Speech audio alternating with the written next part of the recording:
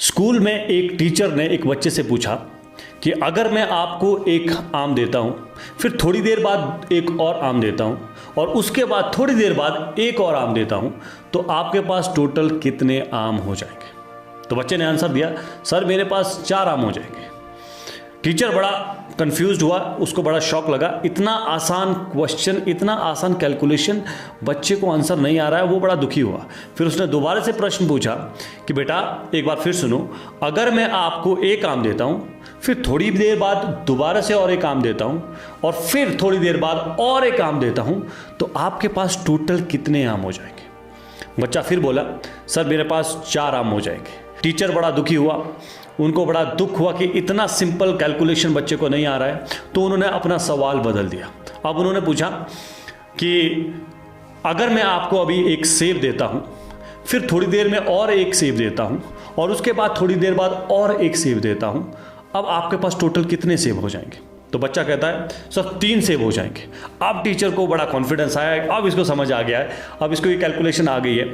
तो फिर दोबारा से टीचर वापस सवाल पे आए कि अगर मैं आपको एक आम देता हूँ, थोड़ी देर बाद और एक आम देता हूँ, उसके बाद थोड़ी देर बाद और एक आम देता हूँ, अब बताओ आपके पास टोटल कितने आम हो जाएंगे? बच्चा आंसर करता है सर 4 आम हो जाएंगे। तो अब टीचर को गुस्सा आ गया। टीचर ने बच्चे को क्लास से बाहर निकाल दिया और बहुत दुखी हुआ कि यार इतना आसान सा सवाल मेरे स्टूडेंट को नहीं आ रहा है। और क्लास के बाद में टीचर ने बच्चे को बुलाया और पूछा, बेटा इतना आसान सवाल का जवाब आपको क्यों नहीं आ रहा है?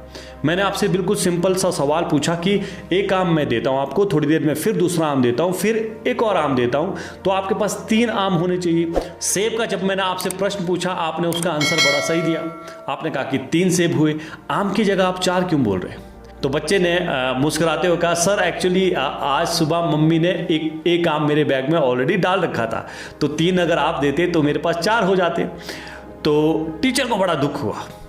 ये सुन के एक लर्निंग हम सबके लिए भी है कि जब भी हम किसी से कॉन्वर्जेशन करते हैं, हम हमेशा अपने पर्सपेक्टिव से देखने की कोशिश करते हैं। हम हमेशा डेटा, नंबर्स, लॉजिक, रीजंस ये लगाने की कोशिश करते हैं, अपने ही नैनो से देखने की कोशिश करते हैं, अपनी नज़र से देखने की कोशिश करते हैं। जबकि कम्युनिकेशन में आपको दूसरे का पर्सपेक्टिव समझना बहुत ज़्यादा ज़रूरी है।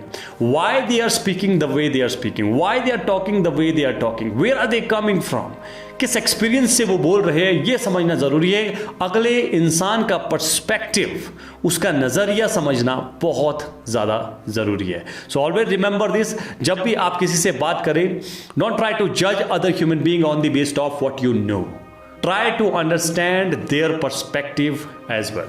तो कमेंट सेक्शन में लिखिए, read today lead tomorrow, because I strongly believe that if you read today you will definitely lead tomorrow. कुछ बहुत अच्छी अच्छी किताबों के लिंक मैंने डिस्क्रिप्शन में दे रखे हैं। If you want to invest on yourself, go through this book, get it right now and पढ़ना शुरू कीजिए, क्योंकि आज आप पढ़ेंगे, कल आप आगे बढ़ेंगे। Thank you so very much for watching this video. If you like the video please share the video, comment करो, और अगर आप चैनल में नए हैं तो घंटी का बटन ज़रूर दबाइए और सब्सक्राइब करिए चैनल को। I will see you in the next video. Till then take care of yourself, bye bye.